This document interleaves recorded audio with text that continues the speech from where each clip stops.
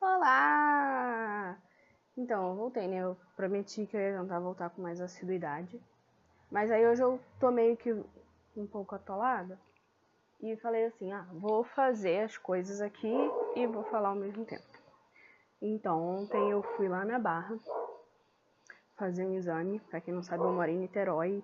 E é perto se você não tiver trânsito, se você tivesse uma boa infraestrutura de transporte público, sabe? Se você tivesse bons transportes, boas escoamentos, se fosse melhor planejado o trânsito, seria ótimo, mas não é, então fica muito distante. E eu vou ficar aqui cuidando de algumas coisas que eu tenho que sair amanhã.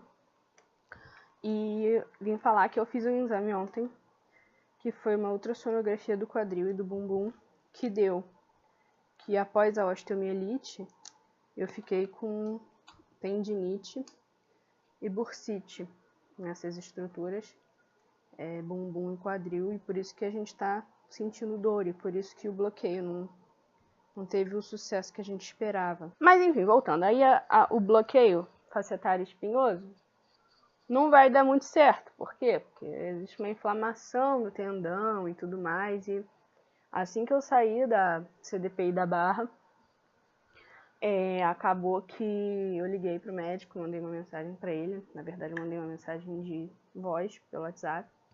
E ele brincou comigo, falando assim, tipo, suspeitei desde o princípio e tal, não sei o quê. Aí eu vou voltar nele na sexta-feira.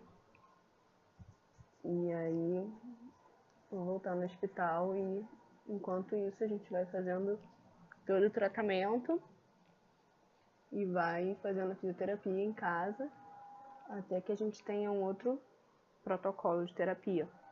Eu tava aqui em casa, eu falei, vamos tentar gravar alguma coisa, eu falando com a galera. Então, assim, eu vim falar um pouco da minha primeira infância.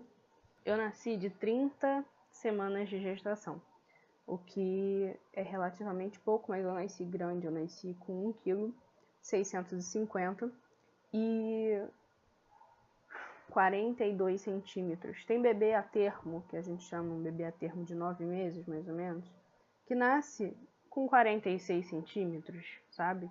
44. Então, eu era uma bebê grande para o tempo de gestação. E aí a minha mãe começou a sentir as contrações no dia 25 de dezembro, na noite do dia 24 pro dia 25. E aí ela, tipo, não tá acontecendo, não tô conseguindo imaginar que a bebê o bebê, né, que ela não sabia, ela não quis saber o sexo. Não consigo imaginar que a Thaisa tá querendo nascer agora, sabe? No caso, eu. Ela não sabia que era eu, tá? Ela não sabia o sexo até eu nascer, mas vamos botar eu.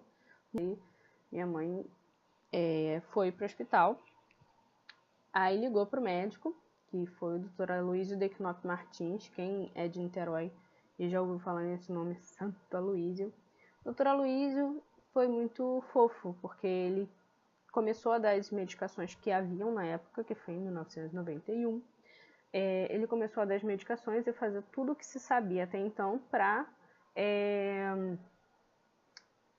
minha mãe não parir, no caso, né? Aí, no dia 28 de dezembro, de manhã, o doutor Aloysio passou no quarto e minha mãe perguntou, o que o senhor vai fazer quanto ao bebê, porque não muda nada do que a gente fez ou tentou fazer, mudou o quadro até agora.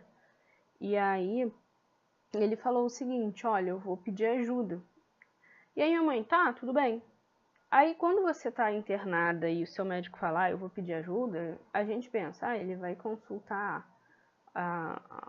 os colegas, vai ler, vai pesquisar o que se tem na época disponível para saber qual é a terapia que vai se tentar ou o que vai se fazer, né?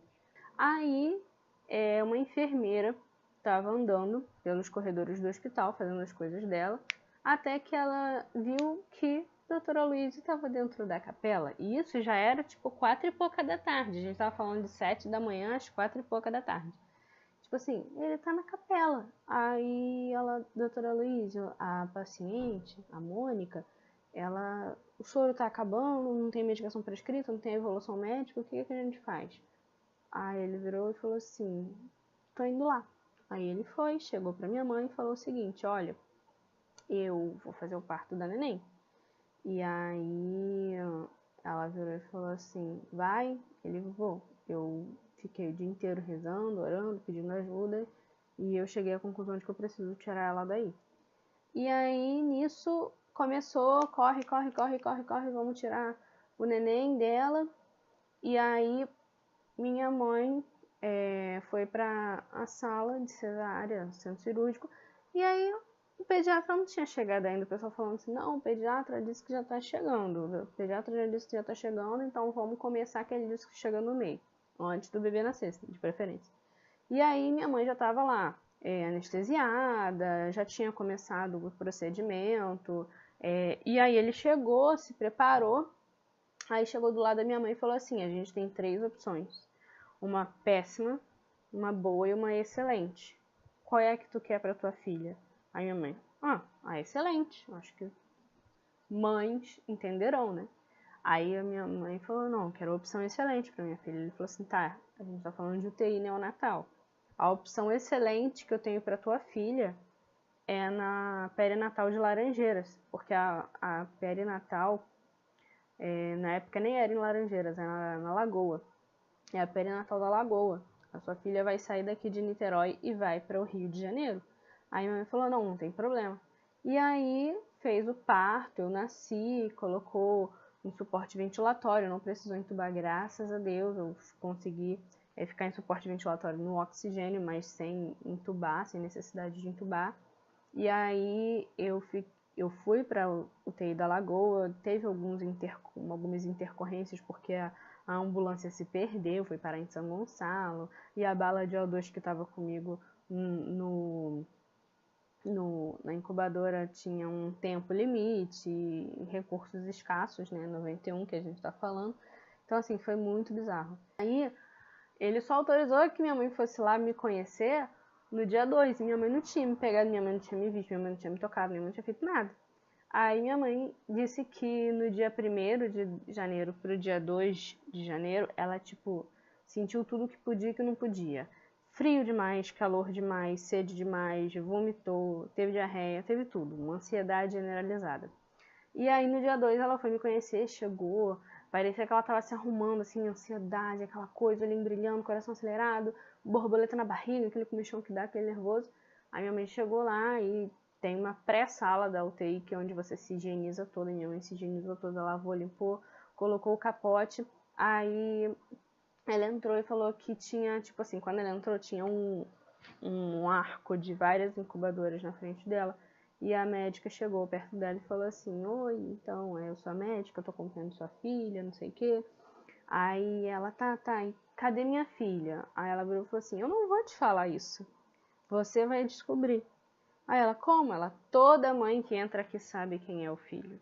Aí minha mãe falou que tinha dentre todas aquelas crianças, uma que estava numa posição ridícula, que minha mãe até hoje não sabe explicar, né? Infelizmente minha mãe faleceu vai fazer 5 anos, mas minha mãe até hoje não saberia explicar como eu estava deitada na incubadora, mais ou menos assim, de perninha esticada, com a cabeça apoiada no travesseirinho e fazendo cocô ao mesmo tempo. Sim, porque eu tava ali na minha, de boaça, peladinha na incubadora, e a mãe falou, nossa, que recepção, não é mesmo? Aí a enfermeira veio, chegou, limpou, trocou a fraldinha e tal, e falou assim pra minha mãe, pode tocar nela, mãe. Aí minha mãe foi, abriu as janelinhas da incubadora e disse que começou a colocar as mãos ali dentro. Minha mãe não tocou em mim, minha mãe só começou a colocar. Nisso que minha mãe chegou com a mão perto, todos os aparelhos começaram a apitar, tipo respiração, taquicardia, e acaba desregulando algumas coisas, os aparelhos começaram a apitar. Minha mãe tirou as mãos, recolheu as mãos na mesma hora, a médica falou assim, calma mãe, isso é normal. Ela sentiu que você chegou, ela reconheceu o seu calor, reconheceu o seu cheiro, então vai conversando e vai falando com ela. E aí minha mãe foi, eu fiquei 25 dias na UTI, peguei peso de uma maneira rápida, eu saí da UTI com 1,990 kg, alguma coisa assim, 1,900 kg e pouco. E minha mãe não tinha telefone na época, que na década de 90, em 92, no caso de janeiro de 92, você ter um telefone era a mesma coisa que você comprar um carro. E aí minha mãe foi lá e chegou e falou assim, disse que estava em casa, minha avó recebeu o telefonema, minha avó correu até o prédio da minha mãe, que era na mesma rua, e gritou de lá de baixo, minha filha, qual era a melhor notícia que você queria receber hoje? Aí minha mãe começou a chorar e sabia naquele momento, minha filha tá vindo para casa. Aí minha mãe correu e foi me buscar. Aí minha mãe levou roupa para botar, porque eu não tinha roupa até então. Aí minha mãe veio para casa e aí começou a saga dentro de casa, fazendo fisioterapia, fazendo fono, né? Levando um bebezinho pequenininho para fazer fisioterapia. Fono era uma coisa assim que minha mãe falava que era um ó, porque assim, tendo um filho de 7 para 8 anos e uma bebezinha, ter que organizar toda essa rotina, não tinha essa história de ter babá, de ter empregado, essas coisas assim. Então minha mãe tinha que se virar e minha avó ajudava muito, minha avó e meu avô maternos, moravam na nossa rua e ajudou muito nesse procedimento todo. E aí, meu irmão, no mesmo ano, em maio, mais ou menos, em abril para maio, descobriram ele uma úlcera duodenal quase perfurada. Ele estava muito fraco já e minha mãe teve que me deixar em casa com minha avó e todo mundo, assim, pra cuidar do meu irmão. Aí depois que meu irmão ficou bem, aí minha mãe voltou com meu irmão para casa, estava ajudando meu irmão a se recuperar ainda, porque era um problema gastrointestinal. Então o que a gente faz? A gente tem que fazer comida especial, a gente tem que fazer tudo especial para uma criança, voltar com consultas, voltar com rotinas e tal. E em junho eu tava indo bem, assim, de vento em popa, tava tudo tranquilo. Quando foi em junho, aí minha mãe falou que teve um dia que eu tava no colo dela e meu avô tava brincando comigo. E ele tava brincando de se esconder. Eu tava com 5 meses de vida e eu já ficava meio durinha assim no colo. E aí ele tava brincando de se esconder e ele foi pra trás de mim. Nesse momento que ele foi pra trás, se esconder atrás de mim, eu, sem coordenação e sem equilíbrio naquele momento, eu meio que dei um impulso para olhar meu avô para trás e acabei jogando demais o corpo para trás. E nesse momento eu gritei muito alto, comecei a chorar e minha mãe não entendeu nada. E minha mãe falou assim, nossa, ela deve ter dado um mau jeito, ou ela deve ter sentido dor, eu não segurei direito. E aí eu comecei a chorar, minha mãe começou a me amparar, a brincadeira ali parou, lógico, a família ficou um pouquinho preocupada, mas depois eu parei de chorar. E aí minha mãe falou que, tipo, isso já era de noitinha, minha mãe me colocou para dormir. Minha mãe não tinha mania de dar mamada à noite, minha mãe terminava a última mamada às 10h30, 11 horas da noite, depois iniciava às 5 da manhã. Minha mãe, ela tinha esse método de trabalhar e minha mãe falou que quando ela acordou de manhã, que ela foi olhar, eu não mexia as perninhas. E aí as pessoas falam, nossa, mas como assim você não mexia as pernas? Porque bebê, ele tá chutando, mexendo as perninhas o tempo inteiro. Qualquer recém-nascido mexe muito as perninhas. E minha mãe falou que quando foi me trocar, eu não mexia as pernas. A minha mãe pegava a perninha caía. Minha mãe puxava a perninha caía. E minha mãe falou assim, tem alguma coisa errada. Minha mãe, como era enfermeira, minha mãe foi lá. E minha mãe também já era pedagoga. Minha mãe era pedagoga com pós-graduação em crianças excepcionais. Minha mãe foi, pegou uma agulha e começou a furar minha perna. E eu não chorava, eu não reclamava, eu não sentia nada, eu tava ali de boa. Assim, minha mãe falou assim, alguma coisa deu muito errada.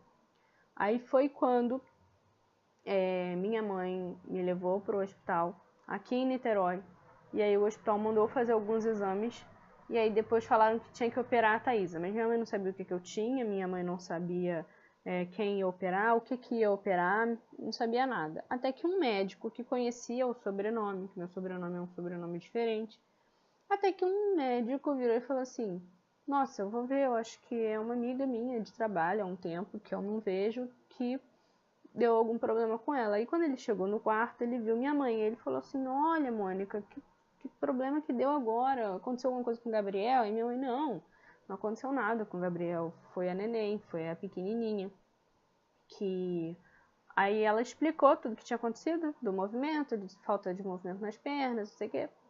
E aí ele falou assim, posso ver os exames? Aí ela, pode. E o que ela vai fazer? E ela, não sei, disseram que ela vai fazer uma cirurgia, mas eu não sei pra quê. Eles não me falam nada, ela só tá em jejum. Aí ele falou assim, você confia em mim? Ela, poxa, confio. Minha mãe só sabe me dizer que o nome dele é Marcelo. Não sei que Marcelo é esse. Ele era pediatra, alguma coisa assim. E aí ela falou assim, confio.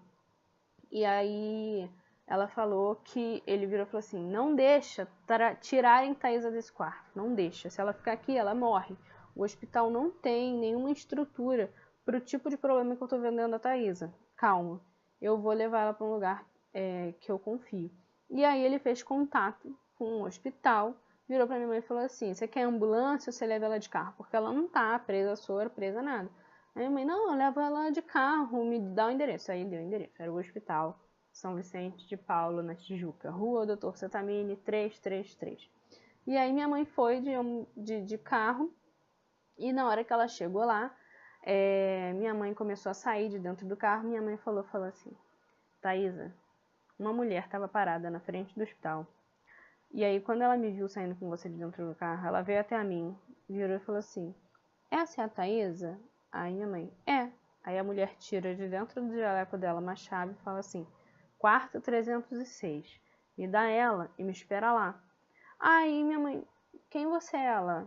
Ah, eu sou Cláudia Anastária, eu tô responsável pelo caso dela e a gente já separou algumas salas de exame para ela. E essa mulher sumiu do mapa, assim, sabe? Me levou para vários exames e corre para um lado, corre para o outro, faz isso, faz aquilo. Minha mãe foi pro quarto. Minha mãe, tipo, tá bom, vou pro quarto. E minha mãe foi lá, colocou as coisas dentro do quarto. Demorou. Até que minha mãe falou assim, Jesus, eu preciso achar minha filha. Eu tô num hospital que eu não conheço, com pessoas que eu não conheço, minha filha tá por aí. Aí minha mãe começou a procurar. O hospital é enorme. E aí minha mãe começou a ouvir meu choro. E aí, nisso que minha mãe ouviu meu choro, toda mãe sabe o choro do próprio filho, minha mãe começou a seguir o som até que minha mãe me encontrou no colo de uma enfermeira. E aí minha mãe, oi, eu sou a mãe dela, Thaisa. Ela, eu tava levando ela pro quarto agora, a equipe médica vai lá e já vai falar com vocês, já terminou. A médica disse que vai liberar a dieta dela. E minha mãe, tudo bem e tal, não sei o quê. Aí minha mãe me levou pro quarto, ficou lá esperando, até que teve uma hora que entrou mais ou menos 5 médicos no quarto de uma vez só. Era a Cláudia Anastária, era a doutora Cima Ferman, era o doutor Daniel Tabac, doutora Cir Gonçalo e, se não me engano, doutor Joel Gelman. Era uma equipe formada por uma pediatra, a Cláudia Anastária, 2 oncologistas, o Daniel Tabac e a Cima Ferman, um neurocirurgião e um cirurgião geral, que era o Joel Gelman, um neurocirurgião, e o cirurgião geral era a doutora Cir Gonçalo. E então eles viram e falam assim, olha, sua filha tem uma massa no abdômen que está irradiando e está enraizada na coluna vertebral. A gente pressupõe que seja um câncer infantil e a gente vai operar ela daqui a 3 dias, 3, 4 dias, mais ou menos. A gente só vai fazer alguns exames, fazer um pré-operatório rápido, uns exames pré-operatórios, e ela já vai ficar internada. A gente já vai saber, mais ou menos, muito perto da cirurgia, o que é. Mas só que como a massa é muito grande, a gente vai ter que fazer 2 abordagens. A gente vai ter que fazer uma abordagem antero-posterior, então vai ser uma cirurgia muito grande. A gente tem quase certeza que seja um câncer, que ela vai precisar de químio. Então a gente já acionou a equipe de oncologia. E aí eles jogaram todo o problema, assim, né? Minha avó estava no quarto, meu avô estava no quarto, minha mãe estava no quarto, meu pai no quarto. Aí a minha mãe fala que a Cláudia Anastária olhava para minha mãe e falava assim, tipo, olhava com aquela cara assim, essa mulher não tá entendendo muito bem o que tá acontecendo na vida dela. Aí ela virou, chamou minha mãe, levou para minha mãe para a brinquedoteca, sentou com a minha mãe naquelas cadeirinhas de criança, naquelas mesinhas de bebê, e falou assim, mãe, você tá entendendo o que tá acontecendo? Você tá entendendo a gravidade, o que tá acontecendo com a sua filha? Você tá entendendo tudo isso? Aí a mãe falou, tô. Aí ela falou assim, você tá entendendo que vai ser uma cirurgia, quimioterapia e vários outros acontecimentos agora que a gente não tem como prever, mas no momento a gente não tem como te dizer muita coisa? Tô. Você tem alguma pergunta, minha mãe? Não, eu não tenho pergunta nenhuma para fazer agora. Tipo, minha mãe ainda estava naquela fase de deixar a ficha cair. E aí foi o que aconteceu.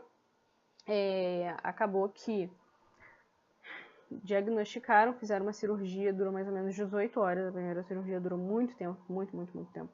Eu tenho até uns papéis ali que eu acabei de ver há pouco tempo da primeira cirurgia. E aí eles operaram pela barriga, tiraram parte do tumor, operaram depois pelas costas, fazendo uma laminectomia, que é tirar uma lâmina da coluna, fazer uma laminectomia, fazer uma retirada de uma parte da coluna, assim, para descongestionar, no caso, né, a medula que estava comprimida, por isso que os movimentos da cintura para baixo pararam. Mas até então todo mundo saiu muito morto de dentro do centro cirúrgico, falando assim, olha, a gente precisa comer, descansar um pouco, e quando a gente estiver melhor a gente fala com você. Sua filha tá viva, tá bem, mas tudo a gente vai explicar depois. Aí minha mãe, não, tudo bem, eu só quero ver um pouquinho minha filha, e conseguiu me ver. Minha mãe não saía do hospital, minha mãe meio que armou acampamento no hospital, minha mãe ficava deitada no sofá que tinha na brinquedoteca, dormia lá, comia no hospital, e ela tomava banho no quarto de outras crianças. As mães se sensibilizavam com as mulheres que estavam com filhos na UTI pediátrica e ofereciam ao banheiro. E aí minha mãe ficou tomando banho e minha mãe fazia as higienes nos banheiros que tinha, nos banheiros que dava. E minha mãe tomava banho no quarto de alguma das amigas que ela fez nesse tempo de hospital. E aí, depois de um tempo, ficou diagnosticado o neuroblastoma, que é um tumor muito comum na infância,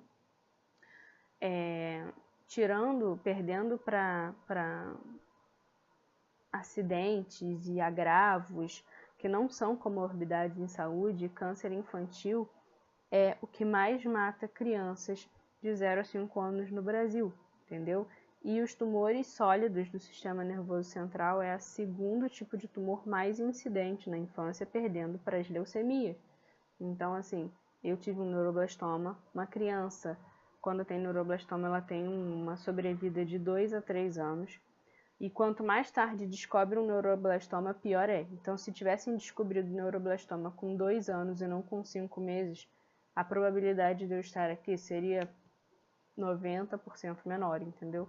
Então, assim, a gente tinha várias coisas colaborando contra, mas várias colaborando a favor. A gente estava numa década onde o tratamento ainda era um tratamento muito drástico, né?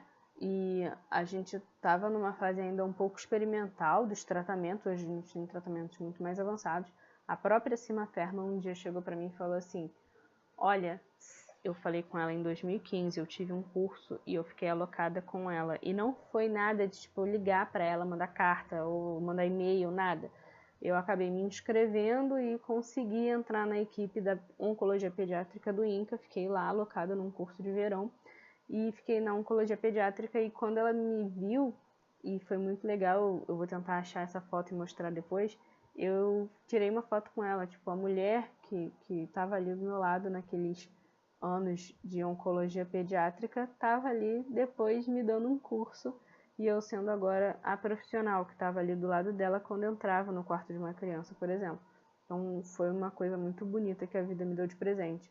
E eu vou terminar o vídeo porque depois tem muita coisa para contar da minha saúde, para vocês entenderem como eu cheguei hoje aos 26 anos com 52 cirurgias nas costas, que é o seguinte. Eu sou muito grata, muito grata a ter tido um neuroblastoma. Aí as pessoas, algumas podem virar e falar assim, nossa, você não sabe a besteira que você está falando. E eu vou falar por uma forma de pensar o seguinte. Todas as pessoas com quem eu convivo hoje, tudo que eu sou hoje, as pessoas com quem eu convivo, as histórias que eu tenho para contar, o tipo de pessoa que eu sou, minha personalidade, a forma com que eu lido com as coisas, eu devo ao neuroblastoma. Se eu não tivesse tido neuroblastoma, eu não saberia o que eu faria da vida. Eu não sei se eu estaria na área da saúde, eu não sei quem eu conheceria se eu não tivesse tido esses problemas de saúde. Eu, teoricamente, só teria nascido prematura e não teria tido uma vida dentro do hospital. Não teria conhecido Cláudia Anastária, não teria conhecido tanta gente que está do meu lado hoje. E o principal a dizer no final desse vídeo é que Cláudia Anastária ainda está na minha vida. Essa mulher continua presente, onisciente na minha vida em todos os momentos. E assim, ela é uma segunda mãe. E no dia que a minha mãe faleceu, ela estava lá no sepultamento da minha mãe e ela falou assim, eu vou cuidar de você. Eu tô prometendo aqui na sua frente, na frente da sua mãe, que eu não vou te deixar sozinha.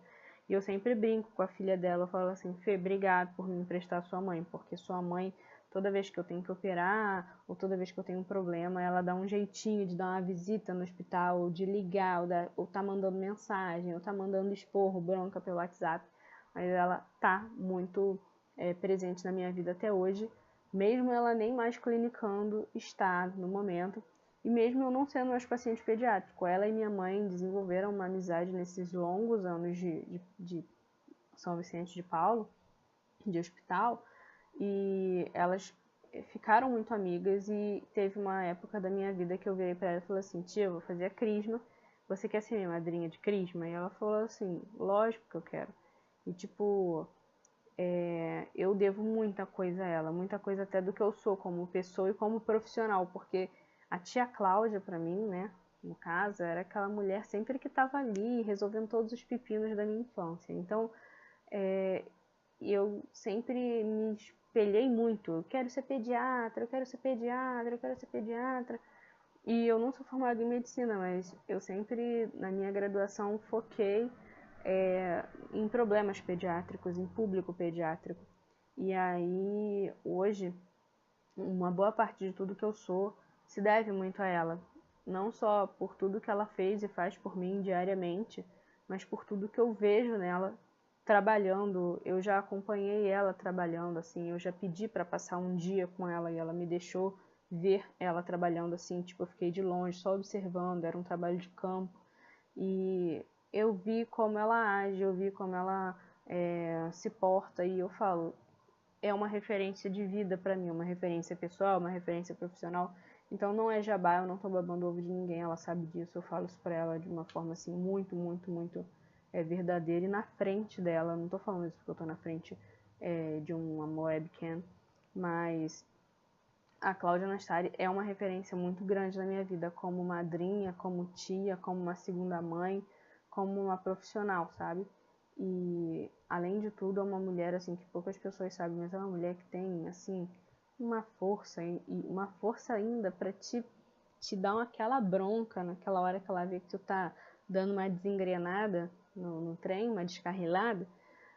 Quando ela vê que tu tá assim meio torta ou tá se desvirtuando um pouco do caminho, ela fala: meu amor, querida, você não vai fazer isso comigo agora, né? E aí eu lembro que quando eu opero, ela fala: Thaisa, pelo amor de Deus, me inventa a próxima cirurgia, não. Eu falo: não fala isso, porque meu corpo aceita isso como um desafio. Ele vai inventar uma próxima cirurgia. Então, assim, eu tenho muita coisa para falar. Esse vídeo daria muito, muito mais de 10 horas aqui falando, mas eu tenho que começar a falar aos poucos. E assim, a única coisa que eu queria falar é que vocês vão começar a ver depois do diagnóstico de neuroblastoma para frente. E aí tem todo o processo de como eu cheguei até aqui, e que eu quero muito dividir com vocês, eu quero muito que vocês vejam. E desde já, eu quero falar que as pessoas que eu mencionar aqui no vídeo, elas autorizaram que eu mencionasse, elas não tem problema nenhum. E a Cláudia Nastari, eu ainda vou falar, já falei com ela, mas eu ainda vou voltar a falar com ela, que ela vai ter que falar alguma coisa pra mim, pra gravar, pra eu mostrar aqui pra vocês. E ela é uma pessoa muito, muito, muito especial. E ela mandou eu dizer que da próxima vez que eu fizesse um vídeo falando de alguém do hospital, que eu tinha que falar dela e falar que ela é a médica e a tia melhor que eu tenho nesse mundo. E ela tem toda a razão. Ela é a melhor médica e a melhor tia que eu tenho no mundo. E eu falo isso sem medo de ser feliz, porque eu só tenho um tio, que é o Renato. Tia eu não tenho. Então, Cláudia Nastari e eu forever and ever. Entendeu? E é isso. Um beijo.